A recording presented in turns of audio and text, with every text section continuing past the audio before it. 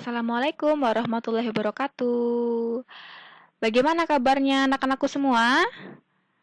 Selalu baik ya, dan selalu sehat ya. Dan tetap selalu semangat untuk mengikuti pembelajaran daring. Oke, kali ini kita masuk pada mata pelajaran sanitasi, hygiene, dan K3. Nah, saat ini kita akan membahas bab 1 mengenai sanitasi, hygiene, dan keselamatan kerja di tempat kerja. Oke, jadi ini berkesinambungan, tiga hal ini berkesinambungan dengan menjaga kesehatan, kebersihan di lingkungan sekitar kita. Di musim pandemi ini sangat penting dan bermanfaat sekali. Dapat diterapkan pada keadaan yang saat ini. Gitu. Lanjut, kita ke peta konsepnya. Jadi di sini kita akan membahas 4 komponen, yaitu ada definisi prinsip manfaat sanitasi hygiene keselamatan kerja, dan yang kedua ada sanitasi area kerja dan hygiene perorangan, yang ketiga ada pengaruh sanitasi area kerja dan hygiene perorangan terhadap keselamatan kerja, dan penerapan prinsip sanitasi hygiene dan keselamatan kerja di tempat kerja dalam latihan kerja atau best practice. Itu. Kemudian sebelum masuk ke pengertian tentang SHK atau sanitasi hygiene K3, kita kasih dulu ya.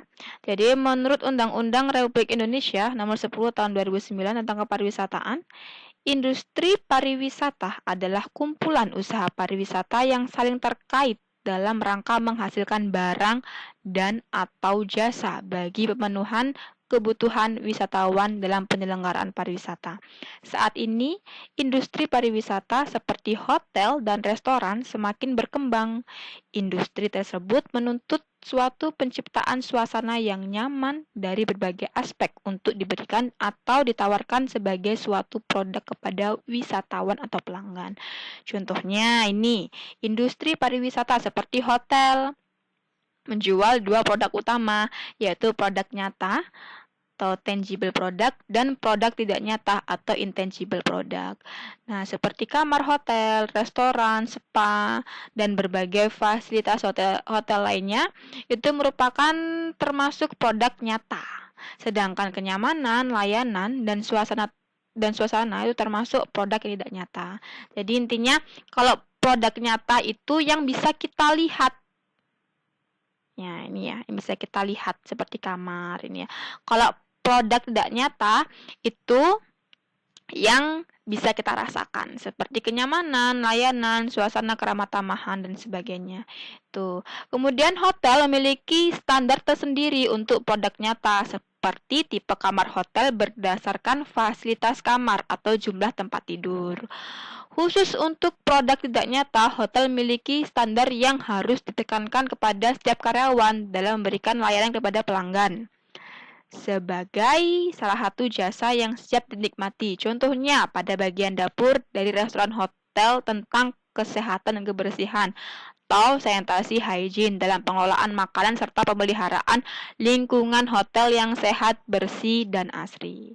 Nah, ini inti dari industri pariwisata dan hotel ya. Oke, kita lanjut ke poin yang A tentang ruang lingkup, prinsip, dan manfaat dari sanitasi, hygiene, dan keselamatan kerja. Oke ya, kita ke sanitasi terlebih dahulu. Apa itu sanitasi? Nah, ini ada beberapa pengertian menurut para ahli. Pada intinya, sanitasi adalah usaha pencegahan penyakit preventif yang menitik beratkan pada usaha kesehatan lingkungan hidup manusia. Itu sanitasi. Ruang lingkupnya apa saja? Nah, ini ruang lingkupnya. Jadi ruang lingkup sanitasi yang terkait dengan kesehatan ya, menjamin lingkungan serta tempat kerja yang bersih dan baik, melindungi setiap orang dari faktor-faktor lingkungan yang dapat menimbulkan gangguan terhadap kesehatan fisik maupun mental, mencegah timbulnya berbagai penyakit menular, dan yang keempat mencegah terjadinya kecelakaan dan menjamin keselamatan kerja. Itu merupakan ruang lingkup sanitasi yang terkait dengan kesehatan. Kita lanjut ke prinsip sanitasi. Prinsip sanitasi ada beberapa ya. Yang pertama ada penyediaan air bersih atau air minum atau yang disebut dengan water supply.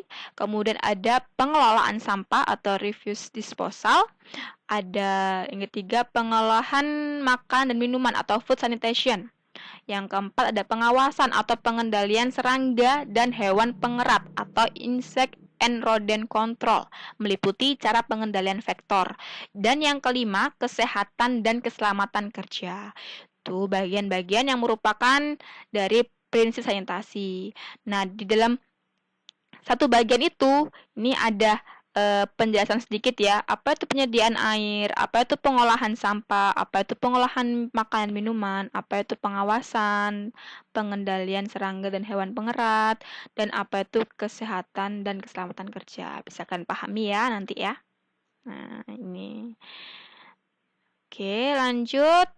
Nah, pada intinya prinsip sanitasi adalah bersih secara fisik, bersih secara kimia, dan bersih secara mikrobiologis.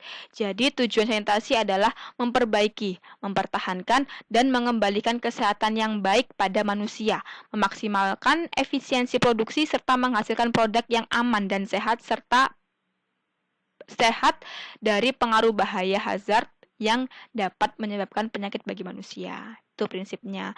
Sedangkan manfaatnya, nah, manfaatnya ini apa? Yang pertama, mencegah penyakit menular, mencegah kecelakaan, mencegah timbulnya bau yang tidak sedap, menghindari pencemaran lingkungan, mengurangi jumlah persentase orang sakit, lingkungan menjadi bersih, sehat, dan nyaman. Itu tentang sanitasi ya. Lanjut kita ke hygiene. Apa itu hygiene? Hygiene itu berasal dari bahasa Yunani yang berarti ilmu untuk membentuk dan menjaga kesehatan. Dan ini ada beberapa pengertian tentang hygiene.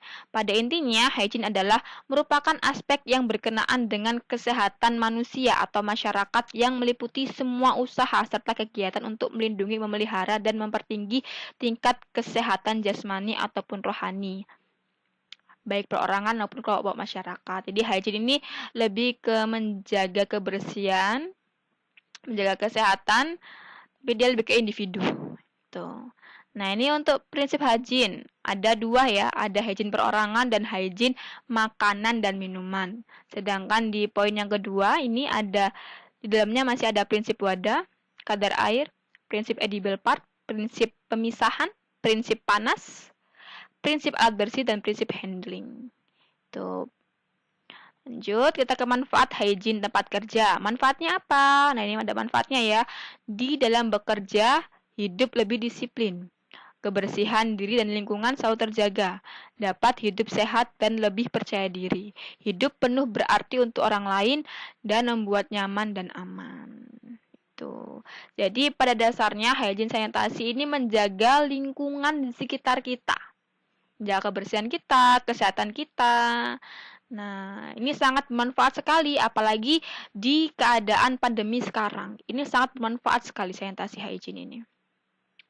Oke, Bu, saya masih bingung ini, Bu. Apa perbedaannya, Bu? Kan sama aja. Nah, ini ya, Ibu ulangin lagi ya. Jadi, kalau sanitasi itu usaha kesehatan preventif yang menitik beratkan kegiatan pada usaha kesehatan lingkungan hidup manusia.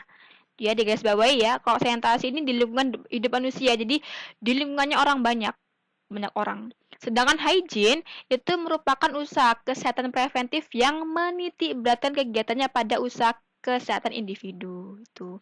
Contohnya ini sumur. Nah, sumur kan untuk orang banyak. Nah, ini harus dijaga kebersihannya. Contohnya ini orang minum. Nah, orang minum kan kita sendiri yang minum kan. Ini untuk hygiene di kita sendiri. Nah, ini harus dijaga kebersihannya, harus direbus dulu air minumnya, seperti itu ya. Nih, perbedaannya udah di kotak-kotakan ya. Silakan baca ulang. Lanjut kita ke keselamatan kerja. Apa itu keselamatan kerja? Bahasa Inggrisnya safety ya. Artinya suatu usaha untuk menciptakan keadaan lingkungan kerja yang aman dan bebas dari kecelakaan. Keselamatan kerja menjamin keadaan, keutuhan, dan kesempurnaan baik jasmaniah maupun rohaniah manusia, serta hasil karya dan budayanya tertuju pada kesejahteraan masyarakat pada umumnya dan manusia pada khususnya. Tuh. Nah, ini ada pengertian menurut Semakmur ya, pengertian keselamatan kerja menurut Semakmur. Lanjut kita ke prinsip keselamatan kerja ya. Prinsipnya, ini ada prinsipnya yaitu melindungi kesehatan pekerja, meningkatkan efisiensi kerja, mencegah terjadinya kecelakaan kerja dan penyakit pada pekerja. Itu prinsipnya. Manfaatnya apa? Manfaatnya ada ini. Mengantisipasi keberadaan faktor penyebab bahaya dan melakukan pencegahan sebelumnya, memahami jenis-jenis bahaya yang ada di tempat kerja, mengevaluasi tingkat bahaya di tempat kerja, dan mengendalikan terjadinya bahaya atau komplikasi. Itu ya, mengenai sanitasi, hygiene, dan K3. Dari mulai prinsip, manfaatnya. Sampai sini dulu ya, dari Ibu ya. Untuk bab 1, Ibu akan lanjutkan lagi di sesi selanjutnya. Biar kalian lebih memahami lagi. Bila kurang paham, silakan dipelajari ulang di PDF-nya atau mengulang video Ibu ini lagi. Dan dipahami lebih lanjut lagi. Semangat untuk kalian. Jangan lupa tetap stay di rumah, jaga kesehatan, kerjakan tugas. Jangan lupa ya. Tetap semangat. Wassalamualaikum warahmatullahi wabarakatuh.